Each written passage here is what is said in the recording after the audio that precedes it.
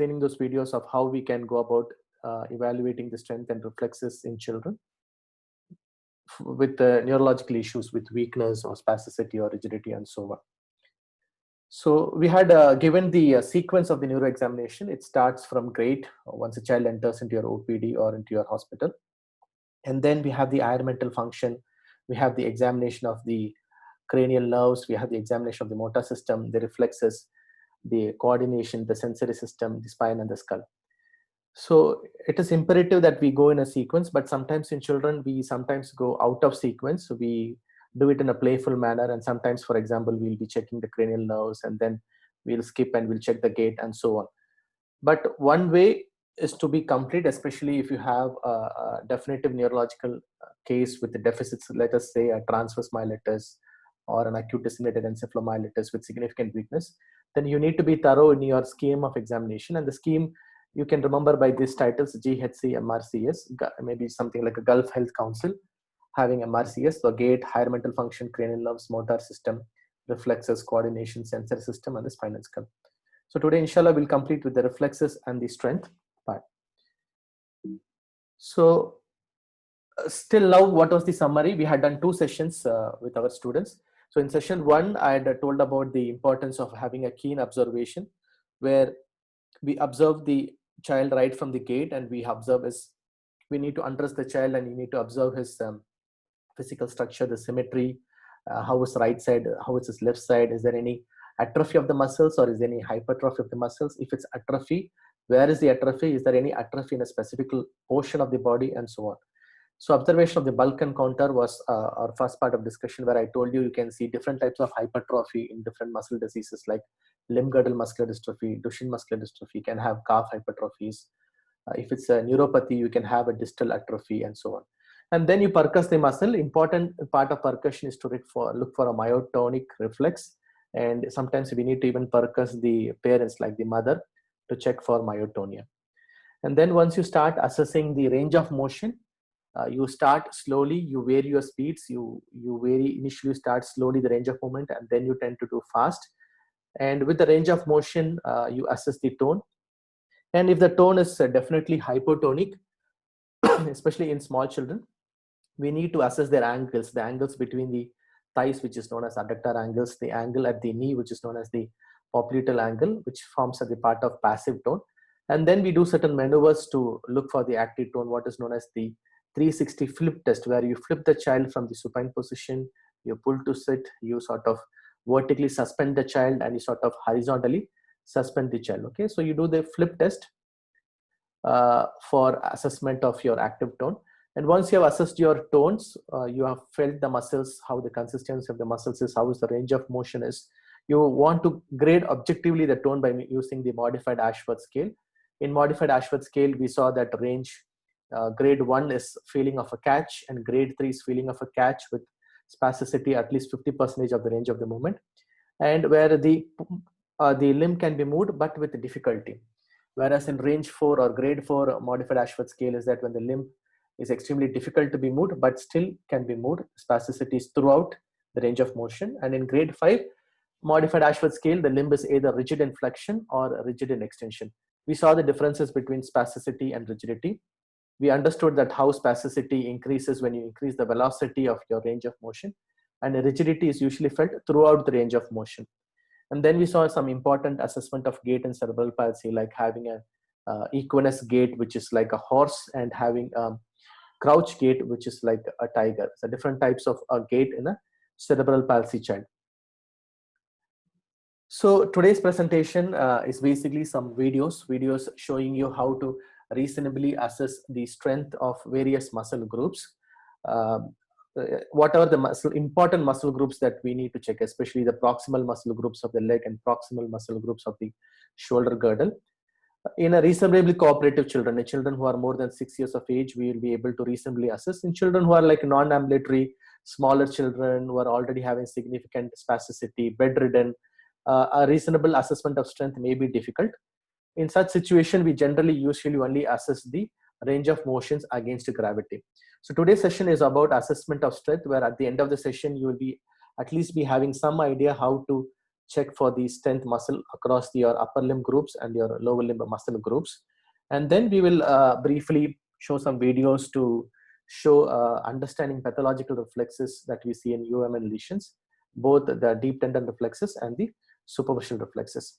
So before a detailed evaluation of the muscle strength, okay, just imagine that you are posted in rheumatology and you have a child who presents with diffuse skin rash, okay, and painful thigh muscles, okay, difficulty in walking and rash around the eyes, okay, and your inflammatory markers are elevated, there is some persistent pyrexia.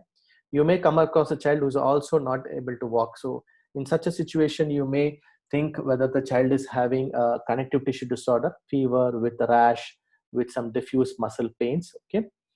And if you're not able to screen rapidly for the muscle groups, you may miss a juvenile dermatomyositis, which can present with a febrile illness and rash and some weakness.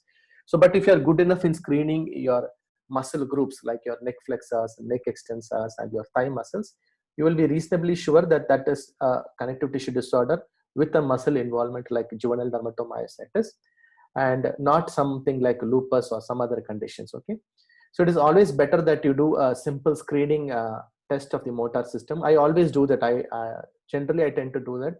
Those who have been with me in the OPD would have known.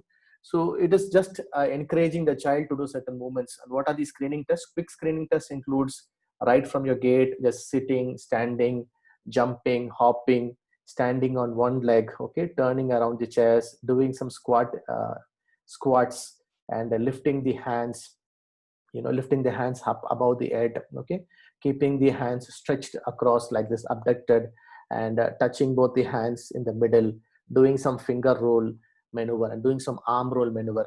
These screening tests are very useful.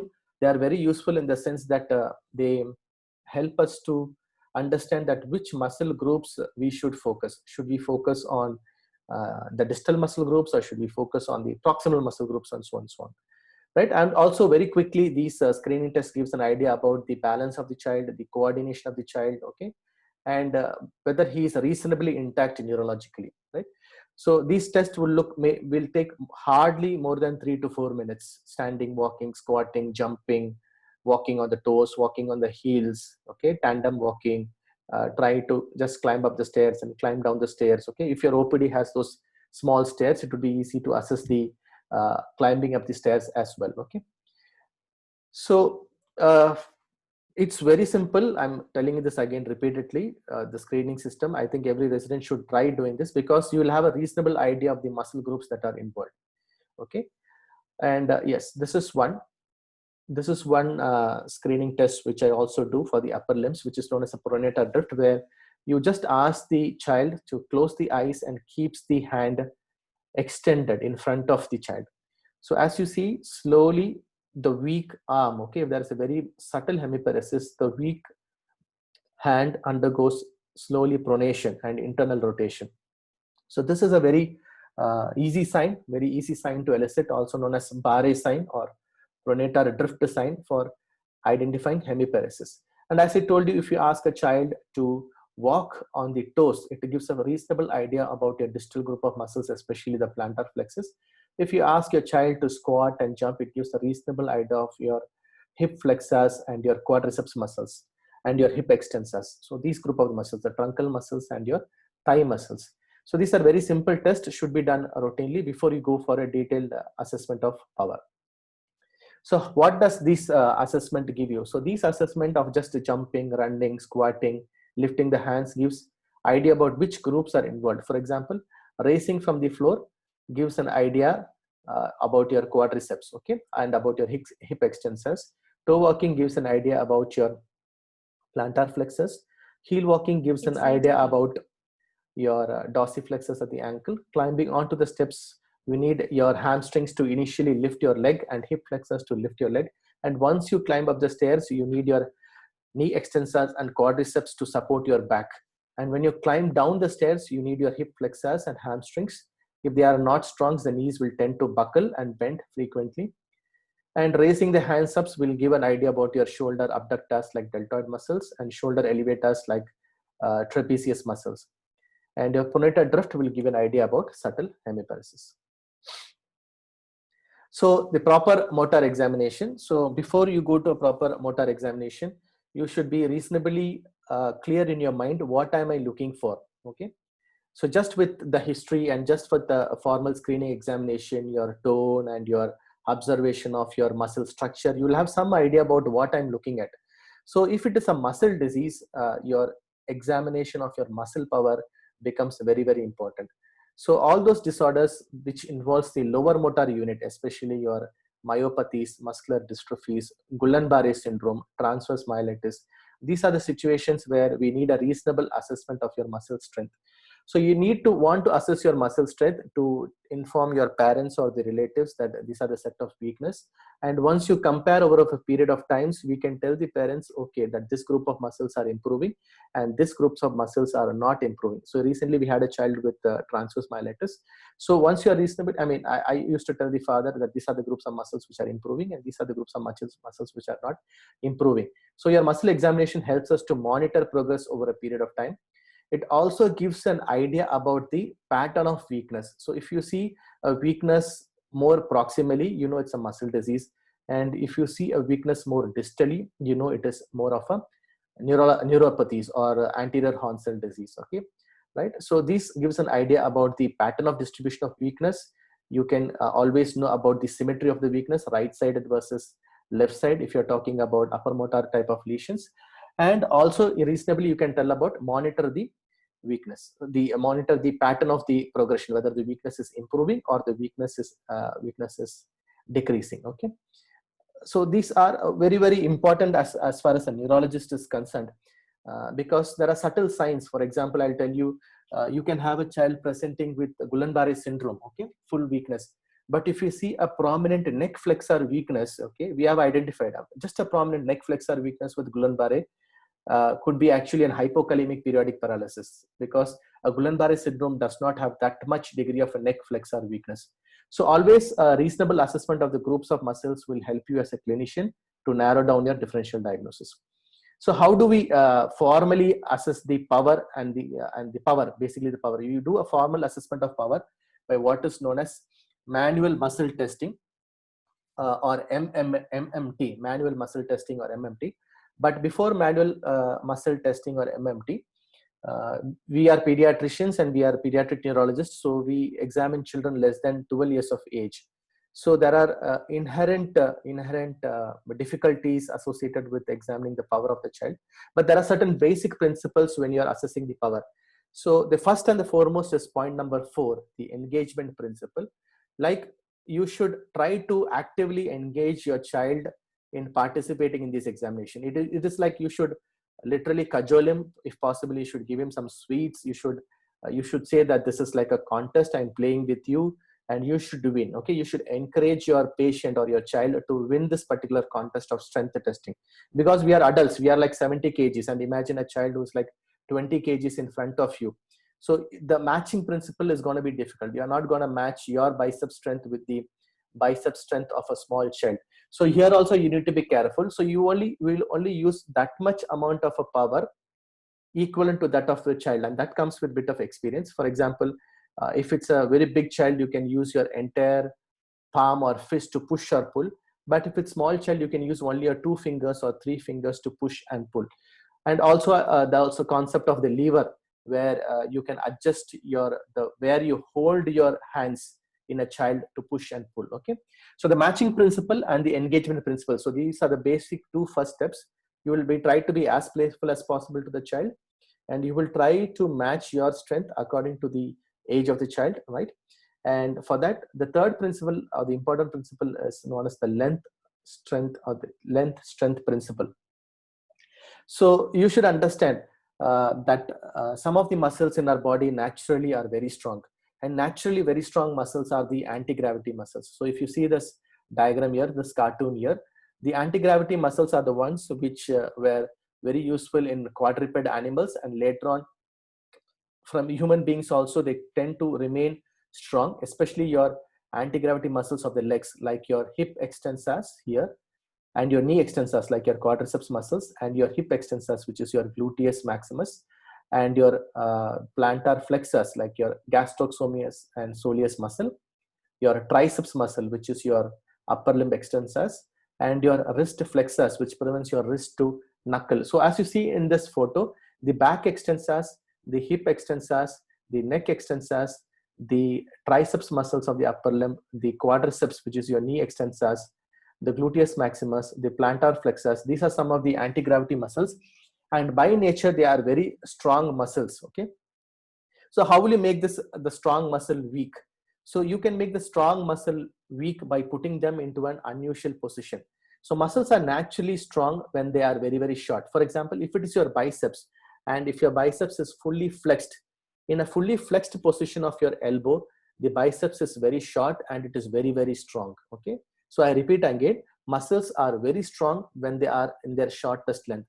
So the biceps is very strong when the elbow is completely flexed. So just imagine if the elbow is completely flexed and you want to match the bicep strength with a like a 70 kg person, it is very difficult for you to extend the elbow because the elbow is very strong in this position. So how will I make this biceps weak? You just make the hands extended. So in this position, if I ask to flex, I'll be able to defeat the biceps by putting pressure at the wrist. That is, I made the biceps long. So whenever you are handling a strong muscles like knee extensors, that is quadriceps muscles, hip extensors, that is gluteus maximus, you need to put the muscle in a longest position or extended position. And in that way, you will be able to overcome the strength of the muscles. And this concept is known as concept of long lever and concept of short lever.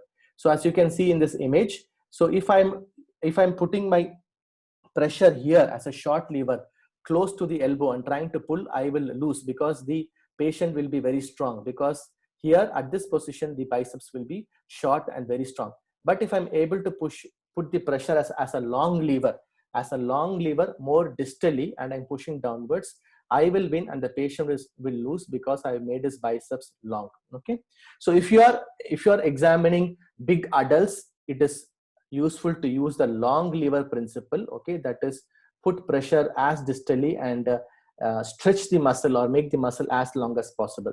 But if you're using pressure for children, because children are naturally less weight than us, you can use your short lever principle. That is, you can use your push and pull technique closer to the muscle and closer to the joint by making the muscle short as possible. Okay, so these are the concept of long lever and short lever. And the anti-gravity muscles, those muscles which are anti-gravity muscles are naturally strong. In such situations, we may have to use the long lever principle. That is, we may have to push at a distant place than the muscle to overcome the strength. Why are we doing all those things? We are doing all those things to pick up very subtle weakness. So even if a person is very strong at 90 kgs, if you use a long lever principle at the biceps, you will still be able to win him, and he will need more strength to overcome your resistance, right?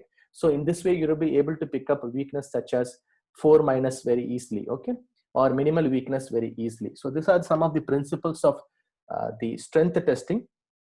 What you should understand is that most important is the matching principle, and in children mostly we use the short lever because children are less weight than us. Okay, so we tend to push or pull close to the muscle as interest. I'll be showing the videos, so you'll be understanding when we go on to the presentation, right?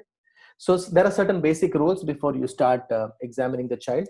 The child should be relaxed, he should be cooperative enough. So bigger children are much more easier than smaller children. If it's smaller children and non-ambulatory children, I repeat again, we may not be able to assess the strength against resistance or strength against your resistance, or the strength matching principle.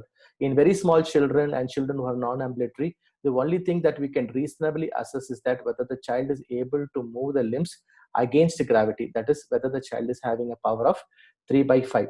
So the most important is child should be relaxed. The patient position. Okay, there are many useful positions. The sitting position is uniformly recommended. Most of the powers can be checked in a child who is seated comfortably. But if a child is sick in supine also, you can do most of your power examination. The examiner position is also important. Where is he? Whether he's close to the patient, whether he's back of the patient, whether he's side of the patient, and the joint position. So remember, we are not going to check individual muscles. We are only going to check the range of movements like abduction, elevation, flexion. So your joints like elbow joints and shoulder joints should be in optimum neutral position. They should not be too much extended or too much flexed. You have to explain the child what you are going to do, and you have to tell it is going to be a small game and you need to win.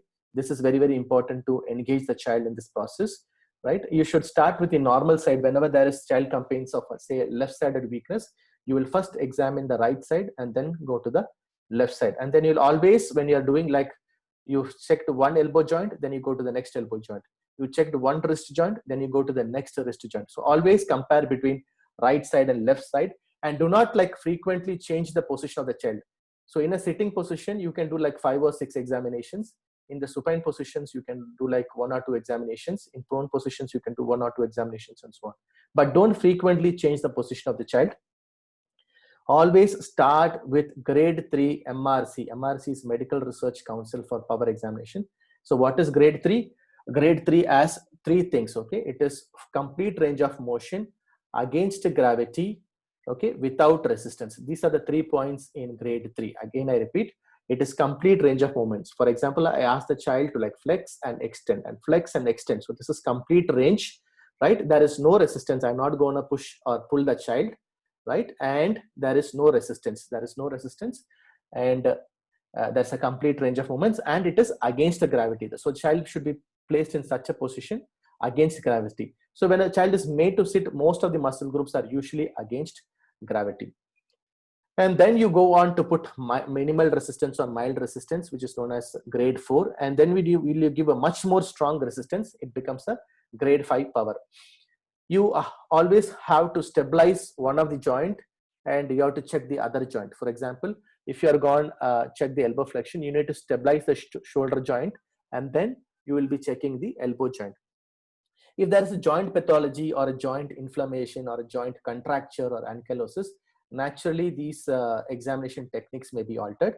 And if there is lots of extraneous movements like dystonia, spasticity, rigidity, again, lots of these movements may be affected, right? So if there's a specific trigger which aggravates a weakness, this is the most very important and very nice point. You need to reproduce that particular trigger. For example, if a child is complaining of weakness after walking like 100 meters or 50 meters, okay, you can ask the child to walk in the examination room like 10 to 20 times, and then you start examining the weakness, like fatigable weakness. Fatigable weakness we can see with myasthenia gravis or metabolic myopathies. So whatever the trigger is, for example, some of them can have trigger with hot temperature, or some of them can have trigger of weakness with cold temperature. You need to reproduce the trigger and then check the muscle groups, okay? So more you do this, the more chance of you picking up a subtle weakness, because there are conditions where you can have episodic weakness only with certain triggers. So this is what I told. Manual muscle testing is the formal testing of the muscle power, right? And this is done by orthopedicians, and it's done by your physiotherapist and occupational therapist routinely.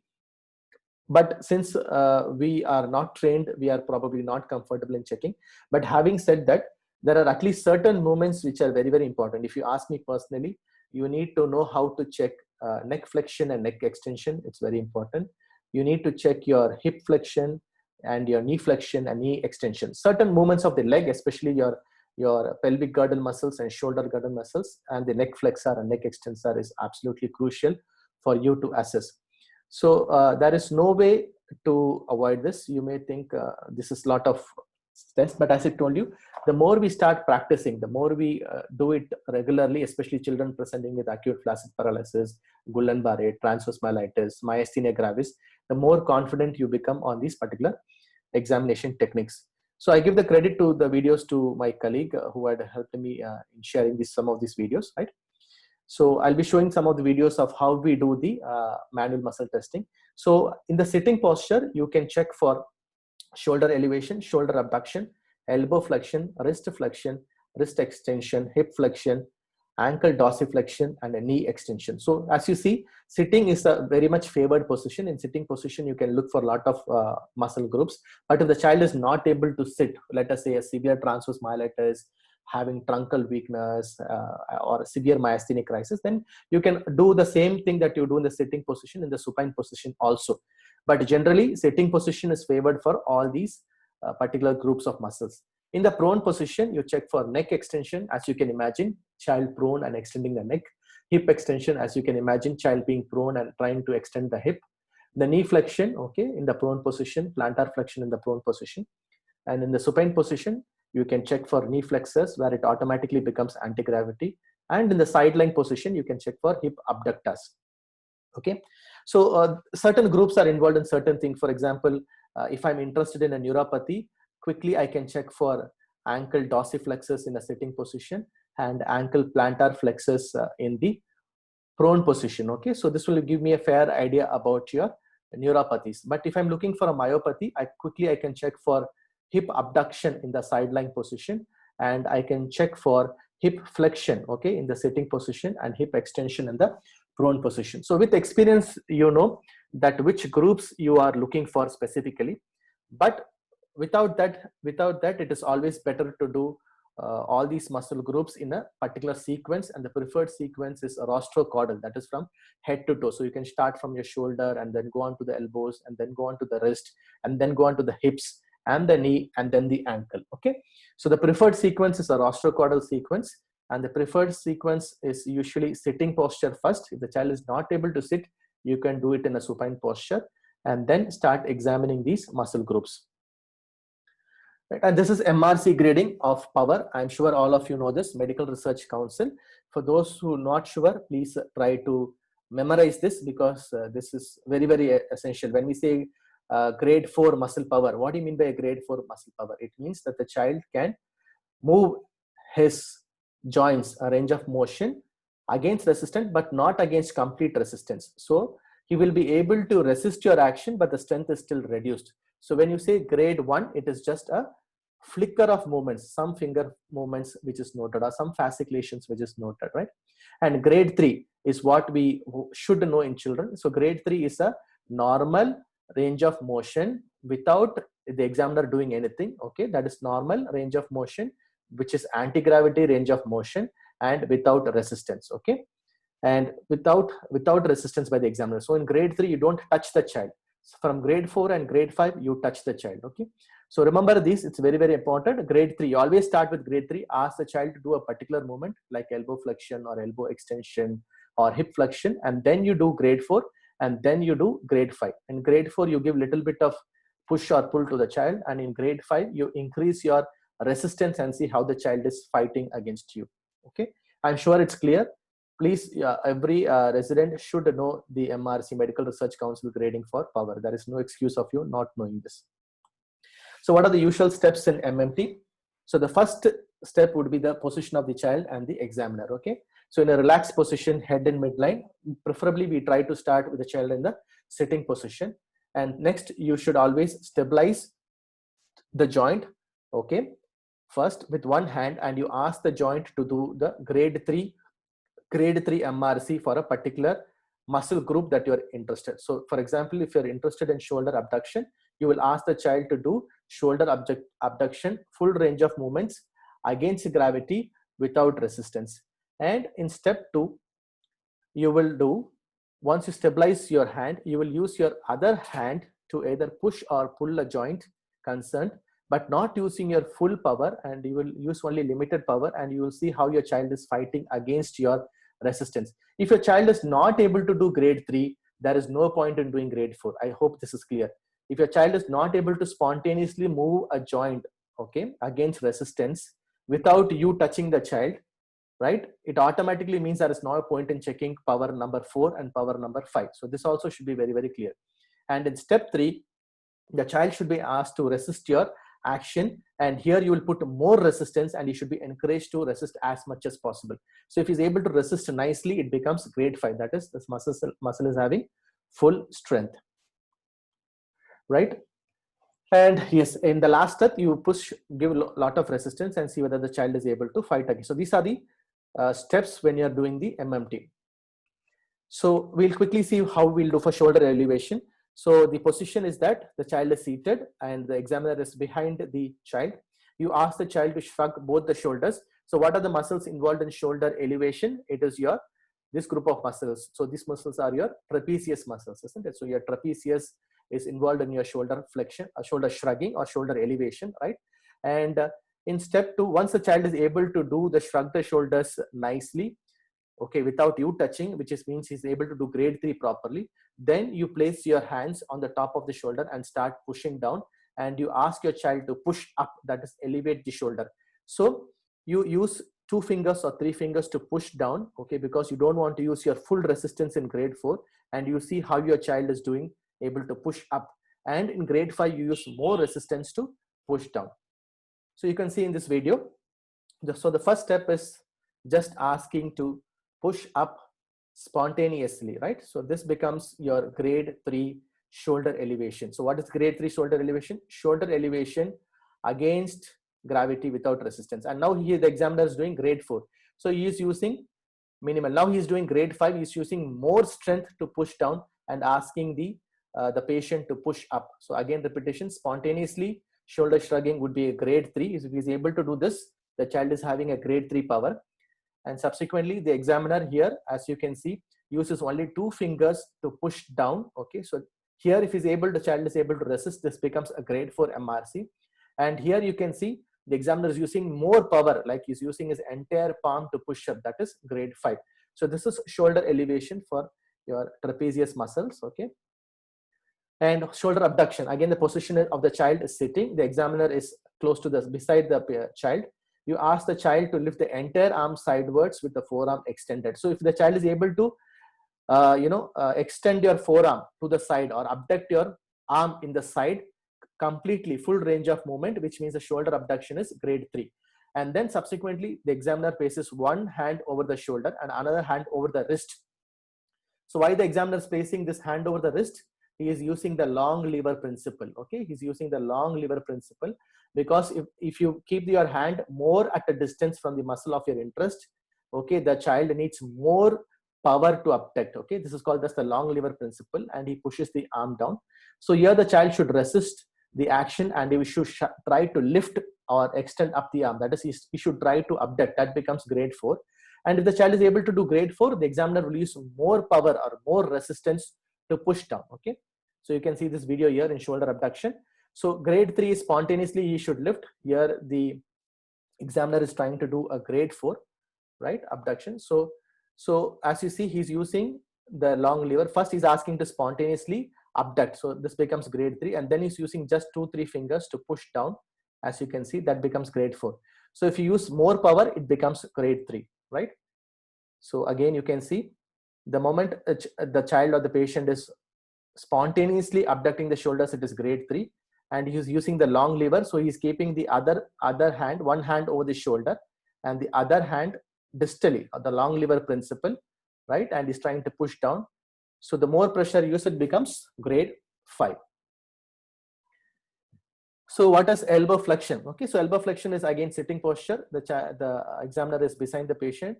You ask the child to flex the elbow as much as possible spontaneously without you touching the patient. So this becomes a grade 3 elbow flexion. Then you ask the place one hand proximal to the elbow joint and another hand over the wrist joint. Okay, and then he will push the extended forearm down. Okay, so here again the examiner uses the long lever principle to push the forearm down, but the child should resist and try to flex the elbow, right? So if he's able to resist and flex the elbow, it becomes a grade 4 power. And once he's able to do grade 4 power, the examiner can use more power to push the extended forearm down. So here you can see. So the first step is that, see how he's using the long lever and he's using only 3 fingers close to the wrist. So what are the muscles for elbow flexion? There's muscles for elbow flexion is biceps muscles with a C5 root value, right? What you do in your biceps reflex, okay, right? So yeah, so here is first of all do spontaneously flexion, that becomes grade 3, and here it is using, he is using grade 4, he is using only 3 or 4 fingers to push down, right? And if you use more than that, it becomes grade 5. So here the examiner is using a grade 4. As you can see, the forearms are extended and he's keeping the one hand, so, one hand is stabilizing the elbow joint. Carefully note how one hand is stabilizing the elbow joint and the other hand he places close to the wrist joint.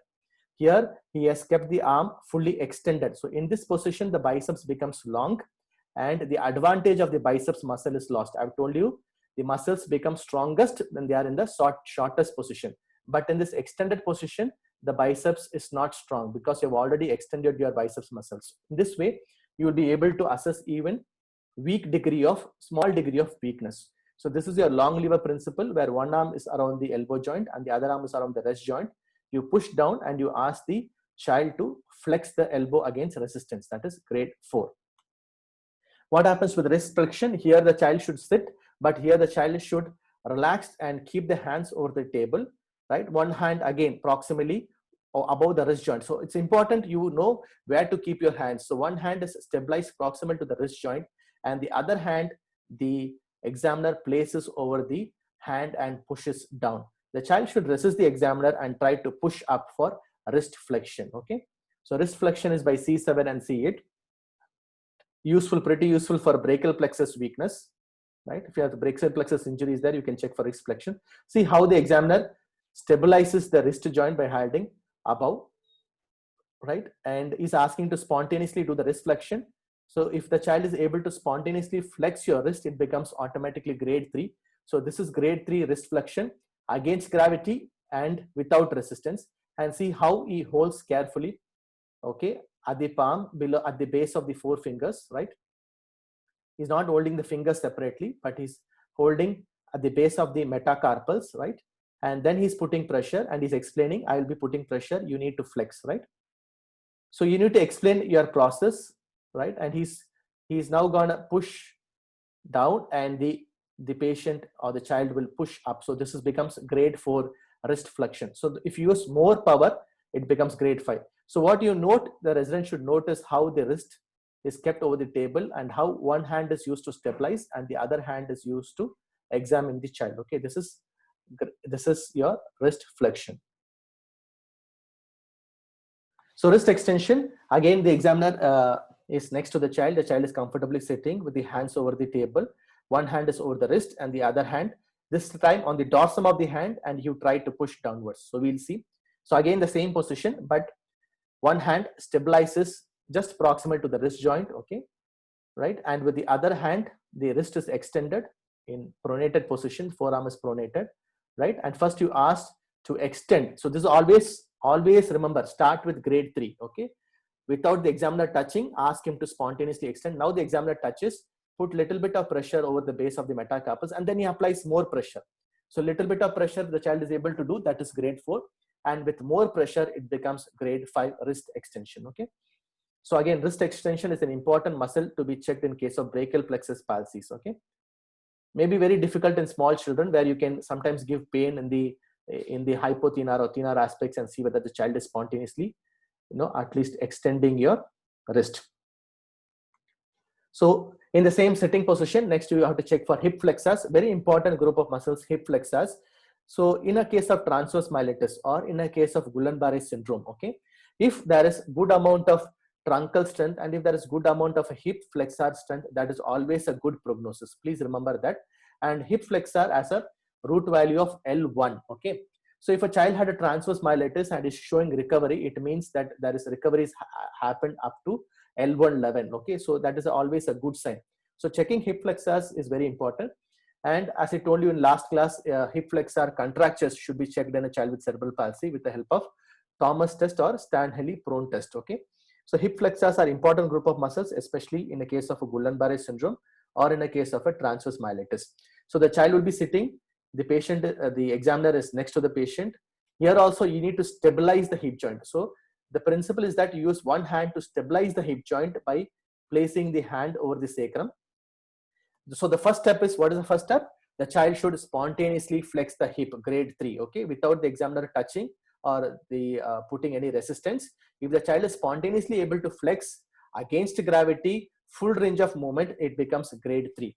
So if the child is not able to do grade 3, there is no point in checking for grade 4 or grade 2 of MRC power. And then he places one hand over the hip and another hand proximal to the knee joint, and he pushes the knee down, and then he asks the child to push up or flex up. And with increasing resistance, you know whether the child has grade 4 power or grade 5 power. We'll see the video. So this is the position. The child is comfortably sitting in propped up position with the hands supported. See how he uses one hand to stabilize the sacrum, and the other hand is just proximal to the knee joint, right? So before, the child should spontaneously move or flex the hip, and here is doing grade 4. Use little bit of pressure to see for grade 4. And if you want to use more pressure, it becomes grade 5. Okay, so one hand over the sacrum, okay, and other hand just proximal to the knee joint. So sitting posture is preferred for hip flexion, but the same can be done in supine posture also, with the hips flexed, right, to 90 degree, right? So this is for hip flexion. The muscle is iliopsoas, L1 is the root value. Ankle dorsiflexion, very important muscle which is involved in foot drop. So if there is a sciatic nerve injury or common peroneal nerve injury, or if it's an early neuropathy, early genetic neuropathies, the earliest sign that we usually see is a foot drop. And sometimes foot drop is also seen when there is a syringomyelia, okay, or there is a meningomyelocele, I'm sorry, and there is a lumbosacral meningomyelocele. So ankle dorsiflexion or the dorsiflexus, which is by the tibialis anterior L4 L5 root muscle, is an important muscle to be checked, especially when you're suspecting a distal spinal cord involvement, or if you're suspecting a genetic neuropathies or a isolated mononeuropathies like sciatic neuropathy or a common peroneal neuropathy, right? It's an important muscle. And one of the screening examination which can help you check ankle dorsiflexion is, what would be the screening test which would be helping in ankle dorsiflexion? You should ask the child to walk on the heels, not walk on the toes, walk on the heels. If the child is able to walk on the heels, it means he is able to dorsiflex properly. So if you have done a simple screening examination in your beginning of your assessment, you will have a reasonable idea whether the ankle dorsiflexors are weak. So ankle dorsiflexors has root value of L4 and L5, right? And it's an important muscle which is involved in neuropathies. For example, if you're going to oncology department, children getting Vincristine can have your dorsiflexor weakness, ankle dorsiflexor weakness, right? So again, the position is sitting position. The examiner will stabilize the ankle joint by holding proximal to the ankle joint. He will ask the child to move the ankle joint against gravity and without resistance, full range. If the child is able to do that, it becomes grade 3 power. And then he will apply resistance or by pushing the hand on the dorsum of the foot. And if the child is able to resist mild to moderate resistance, it becomes a grade 4 power. And if the child is able to push against full resistance, it becomes a grade 5 power. So as you can see, the examiner has to sit down. Sitting posture is preferred to check for ankle dorsiflexors, but you can of course do in supine position also, right? So as you see, spontaneously, so what he did just now was actually grade 3. So this is one hand is stabilizing the ankle joint. So spontaneously, if you're able to dorsiflex your ankle, complete range of motion, it becomes grade 3. And see how nicely the examiner is using only 2 fingers to put mild to moderate resistance. So at this level, if the child is able to resist, it becomes grade 4. And when you're using 4 to 5 fingers, and if it's able to still resistant, it becomes a grade 5 resistance. Okay, so this is for your ankle dorsiflexors seen with foot drop. So knee extensions again in a sitting position. Okay, and we'll quickly go to the video. You need to stabilize your knee joint, right? And you need to resist the action of the examiner. But before proceeding to that, the child should do a spontaneous knee extension against gravity, full range of motion. Okay, so one hand will stabilize proximal to the knee joint. So this is grade 3, where the child or the patient is, okay, spontaneously lifting the leg or extending the knee against gravity, full range of motion. So if the child is able to do that, the knee extension is complete. Again, knee extensors are important muscles for walking. If the knee extensors are weak, the knees will buckle and the child can fall down frequently. The knee extensors are supplied by L2, L3, L4, that is your knee jerk muscles, and the knee extensors are your powerful muscles called quadriceps muscles. So the quadriceps is 4 muscles: rectus femoris, vastus lateralis, vastus medialis, and vastus intermedius. These 4 muscles in the thigh are your knee extensors. Okay, they attach here into the tibia. The tendon gets attached here. So if you ask the child to extend the knee spontaneously, it becomes range 3. And if you give some degree of pressure, okay, over here distally, as you see, if the child, the patient, the examiner pushes only 3 or 4 fingers for grade 4, and the child is able to resist it, it becomes grade 4. And if is able to resist completely, it becomes grade 5. So knee extensors are important. Okay, it helps in walking. The child is not able to walk with knee extensor weakness, you should think about the involvement of a femoral nerves. Femoral nerve supplies your quadriceps muscles. How do you check for neck flexors? So as I gave you an example of a child presenting with fever, skin rash, Gottron's papules, and inflammatory muscles with a muscle pain in the quadriceps, muscle pain in the calf. So if you're able to pick up a neck flexor weakness, it is a very good clinical clue that the child is having a juvenile dermatomyositis. So neck flexor weakness we can see with the juvenile dermatomyositis. We can see with, as I told you, with hypokalemic periodic paralysis. We can see with some congenital myopathies like Nemelin myopathy. We can see with Pompe's disease, okay, Duchenne muscular dystrophy, and so on. Okay, so neck flexor weakness is a very important muscle, especially when you're suspecting transverse myelitis, or if you're suspecting progressive myopathies or muscular dystrophies. You need to check for your neck flexors. The position here is a supine position, okay, and the examiner lies close to the head end of the child, okay, and first step is to ask the child spontaneously flex the neck against gravity without any resistance. That is, you don't touch the child, but the child should be able to flex the neck completely from the edge of the table, and then should try to touch the chin, If the child is able to do that, that means that there is a grade 3 power, okay, against gravity, full range of movement. And then you put a pressure over the forehead and push down, and according to the resistance offered by the child can have a grade 4 or a grade 5 power. So as you see, the first is to do a full range of movements, and then the next is to put a little bit of pressure over the forehead, okay, and try to push down. So the child is able to push against your resistance, it becomes your grade 4 or grade 5. So first use only 2 or 3 fingers, use only minimal resistance, and then you can use more resistance to push down. So neck flexor weakness are important, as I told you, in muscular dystrophies like facioscapulohumeral dystrophy, Pompe's disease, conditions like juvenile dermatomyositis, right? Neck flexors are very important to be assessed. And how will you check for neck extensors? So in prone position, then you can check for the extensors like neck extensors, hip extensors, and you can check flexors like knee flexors and plantar flexors. So again, the position is you are at the head end of the child, right? And you ask the child to extend the neck spontaneously as much as possible, right? And the next step is that you put some pressure and you ask the child to extend as much as possible. We'll see the video. So neck extensor weakness, if it is present, it causes what is called as a dropped neck sign. The neck will be like dropped and hanging. It can be seen in certain congenital myopathies. So here, as you can see, one good technique is to keep the head at the edge of the table, okay? So you need a good extension strength to maintain the head in extension. The neck extensors are weak in the edge of the table, automatically the neck will like stoop down, okay? Or you'll have a drop head phenotype. So again, first step is to spontaneously extend your neck, and the second step is to extend your neck against the resistance. See how the examiner keeps one hand at the chin, also one hand just as a support, because if suddenly by putting a pressure, okay, if you don't keep this supporting hand in the chin, your neck muscles can injure, or there can be a cervical injury. Especially if there's a cervical injury, it has to be done. Preferably should be avoided if there is a suspicion of a cervical neck injury, because it can injure your cervical joint. So one prerequisite for doing any examination is that the joint should not be damaged or deformed or ankylosed or inflamed, okay? So if there's a joint pathology, preferably do not do neck extension or neck flexion. You will cause more harm. Right? So hip extension is again done in a prone position. The examiner is beside the patient, right? You stabilize by keeping one hand over the sacrum, and with the extended leg, you ask to child to elevate as much as possible. With an extended neck, you ask them to extend as much as possible, and then you should resist the action of the child and try to see whether the child is able to push up. We'll see this video.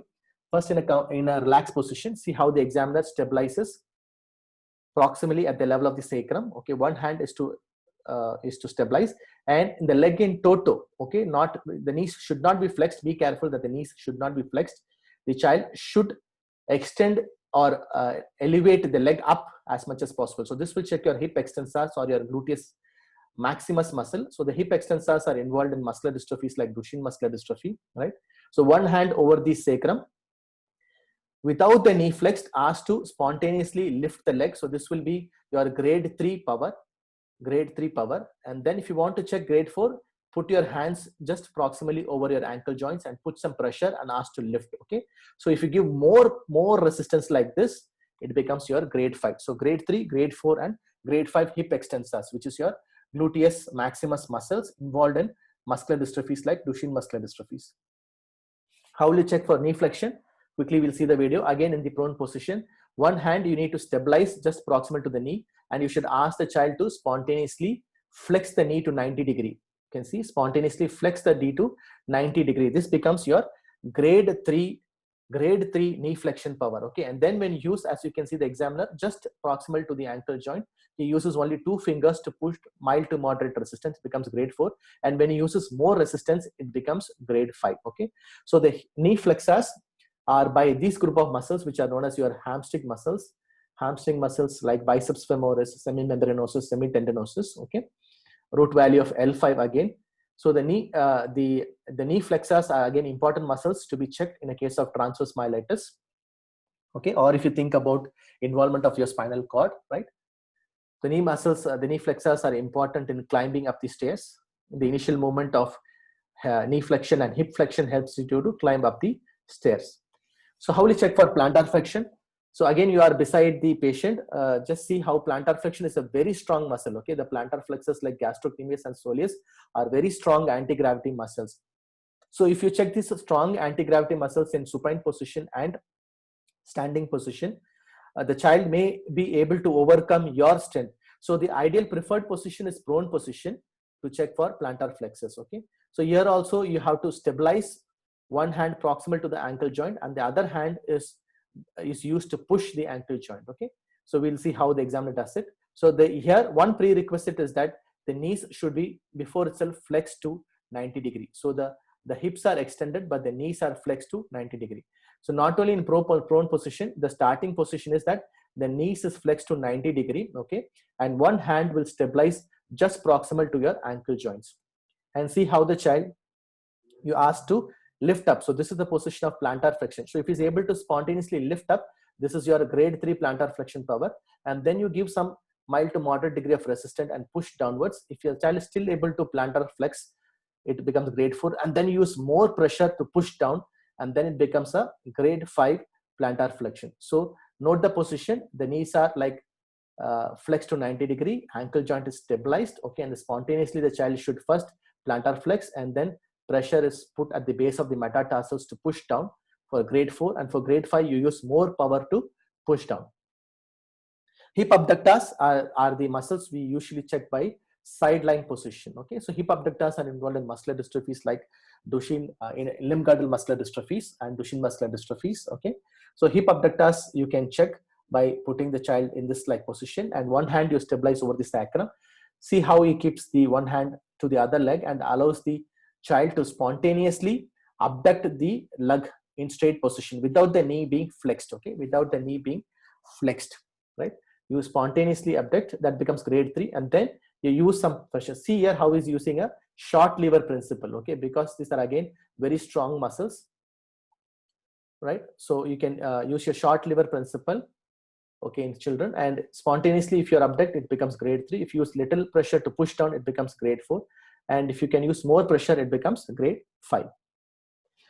So with this examination of your manual muscle strength, we quickly saw shoulder abduction, elbow flexion, wrist flexion, okay, hip flexion, hip extension, plantar flexion, and dorsiflexion. So you can go in a Rostov-Crowder sequence. The preferred position is sitting posture, but if you're not able to do it in sitting posture, you can also do this in a supine posture.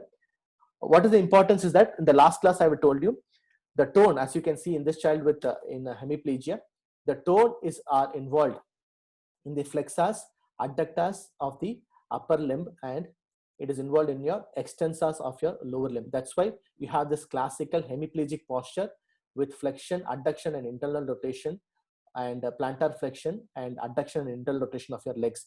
But if you see the weakness in a case of UMN usually involves the opposite muscles. So the upper motor lesion, usually the powers are reduced in the extensors of the upper limb and flexors of the lower limb. Okay, that's why the opposite muscles are more tight, and that's why the muscles go into this particular specific posture. So if somebody asks what is the reason for this hemiplegic posture, it is because of weakness of the upper limb extensor and increased tone in the upper limb flexors.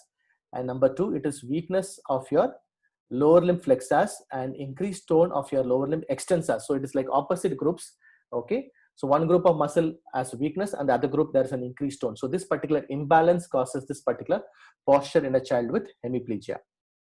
And again, so once you have examined, as I told you, gave some ideas. If I'm looking for ankle dorsiflexion or plantar flexion, I'm looking for a distal weakness like a neurogenic weakness or a neuropathic weakness.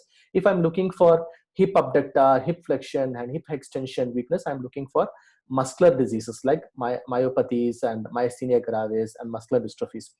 So the pattern of the weakness in myopathies and muscle weakness, the proximal weakness is more than the distal weakness, whereas in a neuropathic weakness or an anterior horn cell disease weakness, the distal weakness is more than that of the proximal weakness. So the first step, or one of the important thing a resident can train himself or herself, is to understand which groups of muscle are more weak than the other group. So if you are able to tell that the proximal muscles are more weaker than the distal muscles, you have done a very good clinical job. You have already told or suggested to me that this is probably a muscle disease rather than a nerve disease. Okay, so this comes with the training, and every resident should try to do this, right? So there are certain subtle screening tests which you can do to check for subtle hemiparesis. Again, these tests are very easy to do. I tend to routinely do that, right, in the OPD, like just a rollover of the arm. If you ask the patient to keep roll your arms or you roll your fingers, the side which is hemiparetic or weak will go into abduction or will pronate. Okay, or you will see an incoordination between the two limbs.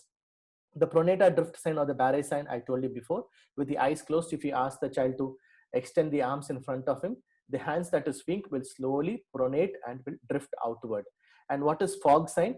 Fog sign is for understanding subtle weakness in the legs. Okay, so if you ask the child to walk with the legs everted, the leg that is weak will quickly undergo flexion, will quickly undergo eversion at the ankle, and there will be very difficulty to walk at the leg which is weak. So walking with the legs everted outside is called as fog sign. It can detect subtle weakness in your legs. And how to detect for psychogenic weakness? So sometimes you can have children with functional disorders like psychogenic events or conversion disorder or hysteria or dissociation disorder. Have seen in my residency where a child who was brought in a wheelchair, like totally not able to move both the legs, like as if he's a flaccid paraplegia child. Every examination was normal, imaging was normal, CSF was normal, nerve conduction study was normal. It was a big child, a boy actually, was not moving his legs. It was a functional paraparesis. Okay, both the legs can be very difficult because this child can be very resistant. Whatever you try to do, even if you try to give a good pain, they may not move the legs. Okay, and the weakness can be variable. In sleep the legs can move, but otherwise he will not even attempt to move the legs. Okay, so how you will be able to detect such psychogenic weakness? So one way of detecting a psychogenic hemiparesis is what is called as Hoover sign. Okay, Hoover sign, which is very interesting because normally if a patient is really paralyzed, also the patient is really paralyzed, for example, let us say the child is having a left-sided hemiparesis. Okay, if you ask to lift the leg, he will try to do, and automatically he will put the pressure on the opposite leg. So for example, if you ask the child with the left hemiplegia to lift the leg up, okay, automatically he will push the right leg down, and you can feel the pressure. If you keep your hand just below the right heel, you will feel the pressure of pushing down. So this is a real paralysis. So if you ask to lift the paralytic leg, you will feel the pressure in your hands on the normal leg. This is Hoover sign. Okay, but what happens when Hoover sign is positive? So what happens? This is seen in paralytic people. But what happens when you ask a child with the hysteria or conversion disorder having hemiparesis? If you asked to lift the paralytic leg up, he won't even try. He won't even try because he doesn't want to try and lift the leg. So if you keep your hands below the normal leg, you won't feel any pressure downwards.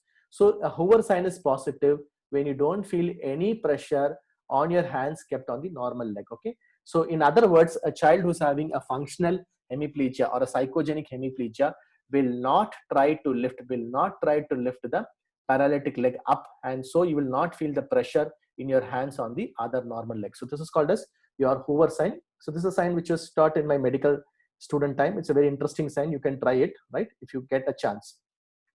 So next to the second half of the component, and I think we'll be able to finish in next around 15 minutes. How will we check for reflexes? So reflexes, all of you know, is a coordination between your sensory system and your motor system. So if you are giving a good reflex, like let us say a knee reflex, you hit with a hammer, your pain sensation is carried by your, or your sensation is carried by your muscle spindles to the anterior horn cells, and you'll have a brisk contraction of the muscles in the form of a reflex. So that's a coordination between the sensory system and the motor system. So that is the importance of the reflex. So if your reflexes is intact, means your sensory system is intact, your anterior horn cell is intact, and your muscle is intact. Okay. So a reflex is very important to identify dysfunction of your lower motor neuron pathway or your LMN unit. If your LMN, lower motor neuron unit, is affected, your sensory system is affected, sensory nerves is affected, or your anterior horn cell is affected, or your efferent nerves is affected, your reflex will be affected, right? So reflexes are basically two. All of you know what are superficial reflexes and deep reflexes. The deep reflexes are known as deep tendon reflexes, but recently, probably the best term would be a muscle stretch reflexes, because these reflexes are not because of tendon, are because of the contraction of the muscle spindles. Okay. So the newer term for them is MSR, or muscle stretch reflex, because nobody is used to that term. We are not used to that term, and world over, neurologist, pediatrician, all of us, we are used to the term deep tendon reflexes. We still prefer to use the term DTR, or deep tendon reflexes. And then we have the superficial skin reflexes, and these reflexes are very complex reflexes. Usually some involve some degree of pain, and these reflexes, for example, are the corneal reflex. Once you touch your cornea, okay, it goes up to the brainstem, okay, and then the reflexes comes back. So the network is not as simple as a deep tendon reflexes, where it is a very simple reflex. A deep tendon reflex, it's a monosynaptic reflex, whereas superficial reflex is more complex reflex. You have the networks which reaches up to the brain and brainstem, and then you have your efferent arcs coming down and completing a reflex. Okay. So what is the importance of doing deep tendon reflex and a superficial reflex? Okay. So the most important, as I told you, is to assess the lower motor unit network. So if your element networks like anterior horn cell or nerves, or like a Guillain-Barré syndrome or a muscle is affected, your deep tendon reflexes are the first ones to get lost, even before a weakness starts, or even before a wasting starts. Okay. Whereas a superficial reflexes are useful to understand the upper motor system, because I told you it's a complex network. You have the reflexes going up to the brain and brainstem and then coming down. So if your superficial reflexes are absent, you are reasonably sure that it is an upper motor system. Okay. So contradictory to what you think that the deep tendon reflexes are more useful for upper motor. No, the deep tendon reflexes are more useful for lower motor system, and the superficial reflexes absence is more useful to understand the upper motor system. Okay. So one easy way to remember the root values is to start from 1, 2, 3, 4, 5, 6, 7, 8. As you see here, 1, 2, 3, 4, 5, 6, 7, 8. Ankle reflexes is 1, knee reflexes 2, 3, 4, biceps is 5, 6. Brachioradialis or supinator reflexes 5, 6, and triceps reflex becomes 7, 8. So this is an easy way to remember the root value of the reflexes. Okay, the superficial reflexes are corneal reflexes, which the afferent arc is cranial nerve number 5, and the efferent arc is closure of the eyes by orbicularis oculi, that is number 7. Abdominal reflexes from T7 to T12. Abdominal reflexes are very important to understand spinal cord involvement or upper motor involvement. So what are the requisites? There are some requisites to elicit a good deep tendon reflexes. So one of the most important reason why you are not able to elicit a deep tendon reflexes is that a poor technique or using a poor hammer. You would have noticed that for small children, for infants and newborn, it is very easy to elicit the reflex because you can use your finger or a stethoscope. But for if the child is a very bulky and heavy, your hammer should also be a bit heavy. If you use a very light hammer to check reflexes in very heavy children, you will not be able to elicit appropriate hammer. So the most common reason for not eliciting a deep tendon reflexes is a poor technique or a poor hammer. So there are these two types of hammer. The hammer like this, like a triangle shape, is called as a Taylor hammer or a tomahawk hammer. And the hammer which has a round one, this is the one which is preferred, is called as a Babinski hammer or a Queen's hammer. This is called as a Queen's hammer. Most important, do not peck. Do not just keep on hitting a joint. Do not peck like a woodpecker. That's a very wrong technique. You should use a one complete crisp swing. Okay, one complete crisp swing.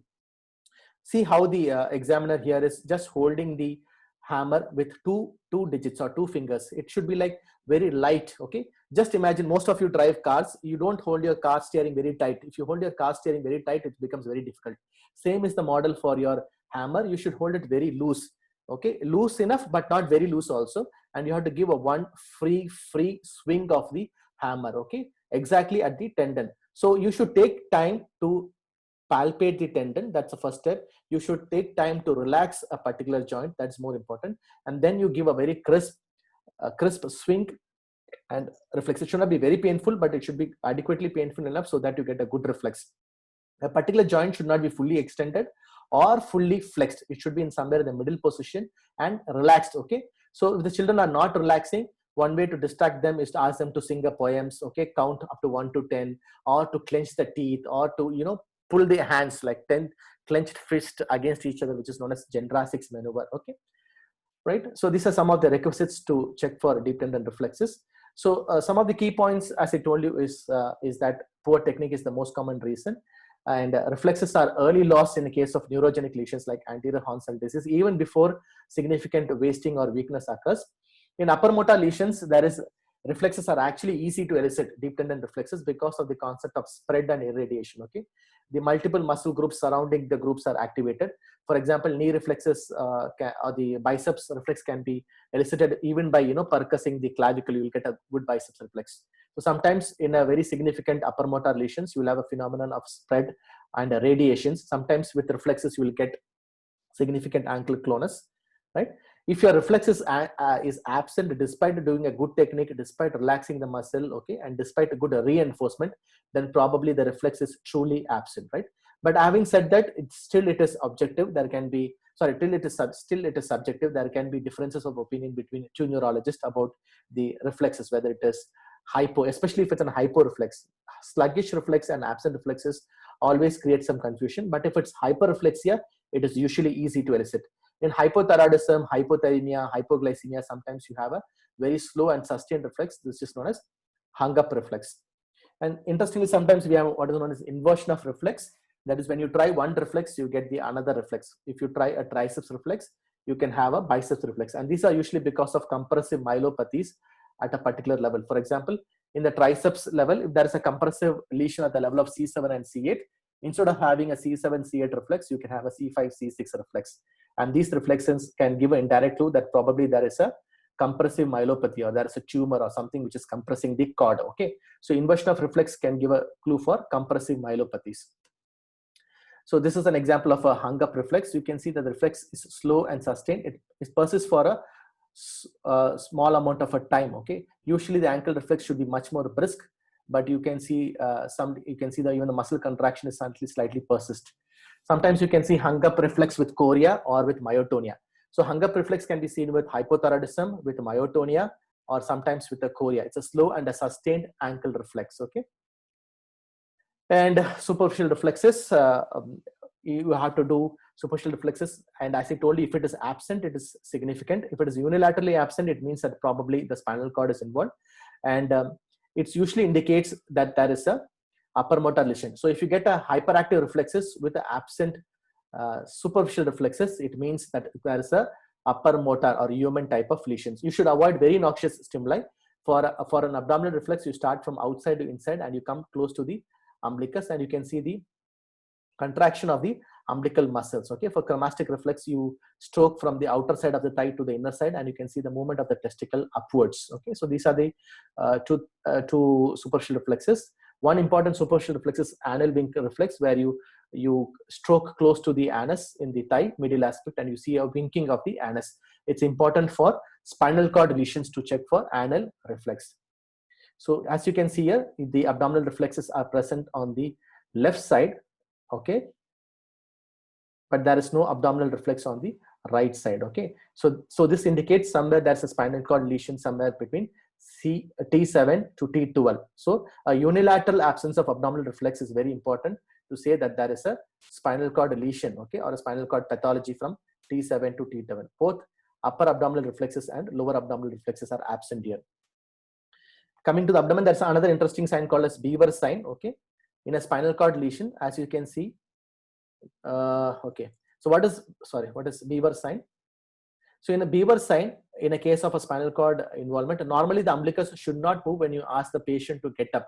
But if there is a spinal cord lesion, especially in the lower spinal cord from T10 downwards, T10, T11, T12, lumbar plexus 1 and 2, the umbilicus moves upwards when you ask the patient to get up from the bed. So here the examiner is keeping the hammer close to the umbilicus just to show how the umbilicus moves up. You can note here. So on just elevation, the umbilicus moves a little bit upwards. It means that there's a lesion between below T10, T10, T11, T20. You can see that the umbilicus moves up. This is called as Beaver sign. So Hoover sign is for psychogenic weakness. Beaver sign is for a spinal myelopathy, spinal cord lesion from T10, T11, T12 downwards onwards. So the umbilicus moves upwards. This is your Beaver sign. So how do you do a plantar reflex? So you give a good stroke on the lateral aspect of the plantar. Okay, again, one of the mistake that most of us do as residents is to give a very painful stimulus. So instead of getting a plantar reflex, you get a flexion reflex. You see the flexion of the knee, flexion of the hip, and the child will not allow you to do plantar reflex again. So these reflexes, especially superficial reflexes, if you do again and again and again, it is a fatigable reflex. It can become extinct. So the best way is to get us in 1 or 2 attempts. So don't try the 3rd attempt, 4th attempt, 5th attempt, 6th attempt, and so on. The reflexes usually becomes extinct. So one way of doing the plantar reflex is to give a good stroke from the lateral aspect. Okay, go upwards, but don't reach this area of the metatarsal and your fingers. You just stop short. Okay. So what is the response that you get? Normal response you get is flexion of all the toes, including the big toes. In case of upper motor lesion, you get extension of the big toe and fanning and abduction of the rest of the small toes. So it becomes here only we call it as Babinski sign is positive. So there is nothing called Babinski sign is negative. If it is positive, you call it as Babinski sign positive or plantaris extensor. Okay. So the important thing is that do not give a very painful stimulus. Okay, but you should give a reasonable amount of stimulus. Okay. And what will you do if the child is very ticklish? So this I will bit discuss. So yeah, so sometimes you can have this extensor happening spontaneously. Okay, especially if the child is having a basal ganglia damage or thalamus damage, which is called as striatal toe. So if without you giving a Babinski, if you see a spontaneous toe being extended again and again, it is called as striatal toe.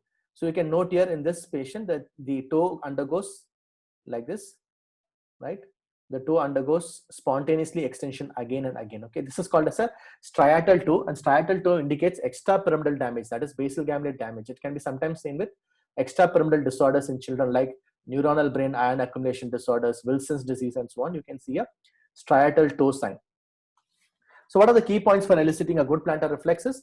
The knee should be extended and the ankle should be stabilized. So probably the most important step is this one.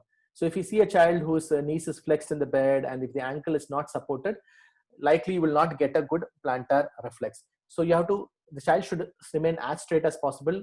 Head should be in the midline, or sometimes head can be in one of the opposite side. The ankle joint should be stabilized. So I tend to press against the ankle joint and should give one firm stroke. Okay. Should avoid painful stimuli. The child is ticklish. Okay. You can use the other method. Sometimes I prefer the Chadok's method, where you stroke over the dorsum of the foot, the lateral aspect of the dorsum of the foot. I will show you in the videos. Or you use 2 methods like Gordon and Babinski together. This also I'll show you. When you squeeze the calf muscle also, you can get an extensor plantar, which is called as Gordon sign.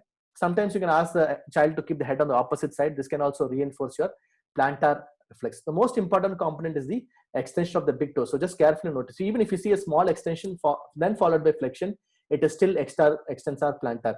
So the first most important movement is the initial plantar extension. Okay, so if you see an initial plantar extension of the toe and then it goes to flexion also, still it is considered as extensor plantar. And you should beware of pseudo Babinski like striatal toe, which I just now showed you. Okay. So what are the variants? So in children, sometimes I personally like doing Gordon sign. If you squeeze the calf, you can see an extensor plantar, or the Chadok sign, that if you just stroke over the lateral aspect of the dorsum of the foot, you can get an extensor plantar. These two are very easy and sometimes very useful in children rather than directly, doing over the sole of the foot, because children are more ticklish, I believe, than adults, right? So I tend to do this Gordon or Chadok, but you can also compress the tendoachilles for Schaffer sign, or you can push your finger over the shin, that is tibia, that is called as your open hinge sign. So you can see this video, right? So this is the way to do it. Up to the ball of the toe from the lateral aspect, you can see the extensor plantar. So this is the way the examiner is doing the Chadok sign here over the lateral aspect of the dorsum of the foot, and the examiner is doing the Oppenheim sign, okay, over the shin. You can run over the shin to look for extensor plantar, or he's doing the Schaffer sign and the Gordon sign, that is he's compressing the calf muscles, right, to look for the extension of the big toe. So this is a very good video where you can see all the methods. This is the normal way to elicit your extensor plantar. Good enough. And this is a Chadok's method. okay, where you give a stroke over the lateral aspect of the foot, right? And then you do the Oppenheim method where you push against the tibium, right? And then you squeeze the tendon, the Schaffer method, or you squeeze the calf, okay, where you can see the extensor muscle being extended. These are some of the methods where you can check for plantar reflex. Now I'll ask you one question. What if the child is having an amputated leg? There is no leg, only one leg is amputated. Still, can you check a plantar reflex? So there is one thing I will leave to you, residents. One of you go and find out. If the legs are amputated below the knee, okay, how will you check for plantar reflex? So take it as a homework, and maybe if you find out an answer, you can let me know. Then how will you check for plantar reflex, or is there any other methods you can check for plantar reflex, right? So you grade the reflexes. Normal reflexes are 2. So this method is known as National Institute of Neurology stroke grading of DTR. You don't have to remember the name. And preferably you have to do this stickman, okay? And stickman, you say the reflex is 3, 4, okay? So 2 is normal, 3 is hyperreflexia, and 4 is exaggerated, okay? If you have clonus, you have to put 4 with clonus. So 2 is normal, and 1 is decreased reflexes or sluggish reflexes, and 0 is absent, okay? And 0 is absent. In the stickman, you can see here, they have put 0 here, telling that the superficial abdominal reflex is absent. The rest of the reflexes are 4 plus exaggerated with extensor plantar. So this is a stickman which says here very nicely your reflexes, but we can't do because of our electronic system and HIS. So when we used to write our notes, we used to write like this. Our HIS doesn't consistent, so we have to write type as 4 plus or 3 plus and 2 plus. There are certain additional pathological reflex. These are just for our own interest. So quickly I'll show some videos. So exaggerated clonus, all of you know, we have to support either the angle or the knee, and you give a brisk dorsiflexion, and you see this rhythmic to and fro beats like a tremor. This is known as an ankle clonus. It's seen with upper motor lesion. So a sign of a clonus along with brisk reflexes is a good sign for upper motor neuron lesions like stroke or white matter lesions like leukodystrophy. Like if your clonus is more than 10, it is definitely pathologic, okay? If it is more than 5, okay, sometimes you can have up to 5. 5 beats is sometimes can be seen in very anxious individuals, but if it is more than 10 ankles, it is called a sustained clonus, and it is definitely pathological. So not only the ankle, sometimes you can do the clonus in the patella also. So if you push the patella downwards forcefully, you have what is known as patellar clonus. So this is a very good video again illustrating patellar clonus. See how he first pushes the patella upwards and then pushes a brisk push downwards. So a brisk push of the patella downwards. You can see a good patellar clonus here, right? So this is a very interesting video, right? So second time he didn't get it. It got fatigue, but as you can see again, so a brisk push of the patella downwards can cause what is known as a patellar clonus, right? Again indicates a UMN type of lesion. These are of interest. If you want to do, you can do, but like you have a Hoffman reflex when you flick the middle thumb or middle finger or the index finger, the thumb goes into adduction. So this is called as Hoffman reflex. Flicking the thumb or the index finger, the thumb goes into the adduction, okay? This is known as Hoffman sign. These are additional signs just for your own interest. You can do it. And this is Rossolimo. When you tap over this one, the toes undergoes flexion, okay? Just tap over the sole, the toes undergoes flexion, called as Rossolimo sign. And we have frontal lobe release signs. So I like to do frontal lobe release signs, especially when you think about neurodegenerative conditions like leukodystrophy or mitochondrial disorders, etc. So normally these reflexes are seen in children, like snout reflex, sucking reflex, grasping reflex, rooting reflex. But in children with neurodegenerative children, like even in an 8-year-old and 10-year-old can show such reflexes like snout. So see how when the examiner touches the lips, the older lady does like a snouting or a puckering of the lips, okay, like a small child, okay? So in adults, this can be seen with the dementias, frontal lobe dementias or degenerative conditions, okay, with age like Alzheimer's disease and so on. But in children, you can see like frontal lobe release signs when there is a neurodegenerative conditions like leukodystrophy or mitochondrial disorders, okay, or any progressive genetic disorders, okay? So this is your glabellar tap. Again, a glabellar tap, anything more than 5, it is a sustained glabellar tap. So glabellar tap can be seen in extrapyramidal disorders, okay, involving the basal ganglia and in neurodegenerative disorders. So no matter how much ever you tap, the patient continues to do these blinks, okay? If they continue to blink, then that is abnormal. If you should blink for 2 or 3 times and then stop, it is normal.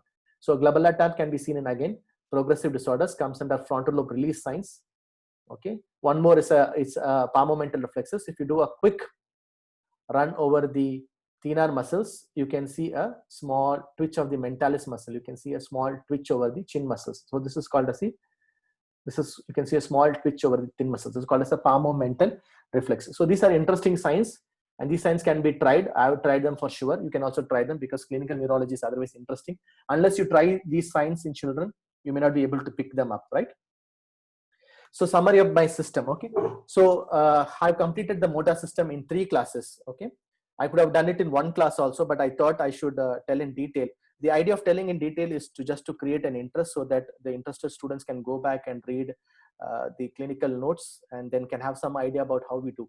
So we start from the gait. A quick summary: gait, you look for the stance, how wide base it is, how is the arm movements, how are the associated movements, whether there's a crouch gait, whether there's an equinus gait, whether there's an ataxic gait, whether there is a hemiplegic gait. You check for proninta drift.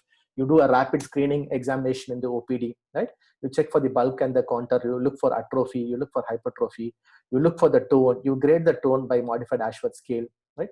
You do a contracture assessment by a Thomas test or a Phelps test, okay? And then you perform the strength of the muscles, especially the proximal group of the muscles, the shoulder muscles and the hip girdle muscles and the pelvic girdle muscles. You check for the reflexes. Okay, keep practicing the reflexes, because unless you practice, it may be a bit difficult. And then you do a functional grade, as I told you, in cerebral palsy, whether the child is ambulatory in a wheelchair, okay, ambulatory, but not able to control the tongue, like a GMFCS grade 5, or the child is ambulatory using only crutches and sticks, like a grade 2. So grading, a functional assessment of the disability of the child, is also important to plan her rehabilitation, right? So I thought, yeah, these are the take-home messages. You to do a reasonable motor examination should be done in a playful manner. The constellation is very, very important. So most of the times I've noticed in some of the meetings that we get excited with areflexia, we get excited with hyperreflexia. It's not like that. You have to tell that these group of findings, that there is spasticity, that there is power being 3/5, and then there is hyperreflexia with clonus. So this is most likely UMN. Okay. So just telling one sign, for example, a child with ataxia having just with some sluggish reflexes, you should not call it as a Guillain-Barré syndrome. But if you have definitely neck flexor weakness, hip flexor weakness, shoulder girdle weakness, along with absent reflexes and a plantar being flexor, then it is definitely likely to be a Guillain-Barré, along with the meningeal signs. So it is important that constellation of findings are more important than single findings. So every resident, please do not get excited over a single finding and make a differential diagnosis. Always try to put all findings together and then make your distal differential diagnosis. The painful, of course, should be kept at the end. It is important to practice, okay, to develop expertise. So I just thought there was one interesting editorial which came, and I think it applies to most of us, including me. I'm not an exemption for this. This study goes on to say that why have stopped examining patients. It came in Practical Neurology. The neurologist says that these days, even the patients are not so much interested to be examined. They come for investigations to the OPD. For example, if a patient comes with headache for the OPD, he's not interested whether you're examining him. He's just interested whether you're ordering for a scan. Okay. So if you look from over the last maybe 10 years, the idea of having interest in a proper examination, especially neurological examination, has come down, because one of the reasons is that every students or residents feel or think that neurological examination is very tough and we will not be able to do it, and they are not confident. That's one reason. So one of the reasons is also is that they feel that probably the investigations are so strong. We have a good imaging, we have good EEG and other modalities to identify to localize or to form a differential diagnosis. So if you remember, even the first class I told you, a lot of emphasis is given on your etiological model of disease rather than your clinical model of disease. So the emphasis, if one person says I have headache plus arm weakness, quickly we go headache with arm weakness. Okay, so these are the likely etiology. We are always interested in the diagnostic algorithms which give you differential diagnosis: infection, tumor, okay, vascular, stroke, demyelinating, and so on and so on. We are not interested in a clinical or anatomical diagnosis. But if you go back to clinical neurology and you at least take some time to understand where could be the lesion, an anatomical model of the disease, your chance of making mistakes becomes much less. Okay, so this particular presentation was followed by another particular paper which said that why have not stopped examining the patient. And this paper by a neurologist says that why examining patients is very important, because one of the reasons that you examine the patient is that you give yourself a time to think. Okay, the moment you ask the patient, close your eyes, I'm checking for your Romberg sign. Okay, you can slightly think, okay, where could be the lesion be, what am I looking at, right? It gives you more time. Okay, and if you examine your patient thoroughly, at least take enough time, like for the first 5 minutes to examine every patient, it gives confidence in your relatives or the relatives of the child,